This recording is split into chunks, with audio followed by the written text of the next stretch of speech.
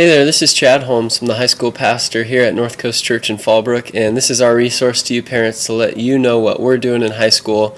One, so that you can follow up with that, and two, you can just be on the same page with where we're going. So this weekend we continued our series, Urban Legends, with our part 2 of Does God Want Me Happy? And that question of happiness and what God desires in our lives with that happiness. And last week we kind of jumped into some mistakes that we make with happiness, and this week then we went into asking 2 important questions about it.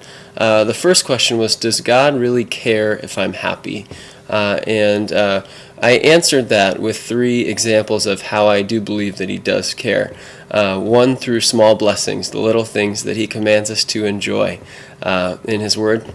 And the second, through just massive blessings, things like forgiveness and eternal life, and those things that he wants us to deeply think about and let sink into us. And then the third one is his weeping in our suffering. And, the shortest verse in the Bible, Jesus wept. And just that came about from his experiencing our pain, or the pain of Lazarus' death. And those 3 examples, I think, show that God does really care if we're happy. But the second question then that we asked this weekend is, are there some things that are better than my happiness? And I do believe there are, and there are 4 kind of examples of that we talked about. The first one was someone else's happiness.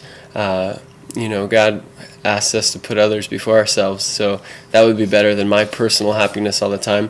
Second one is wake-up calls that return me to God, and not necessarily happy times usually, but sometimes it's those hard things that actually help us return to God. The third one was trials that change my character, and the hard times in life that develop us and grow our character. And then the fourth one is sacrifices that expand God's kingdom.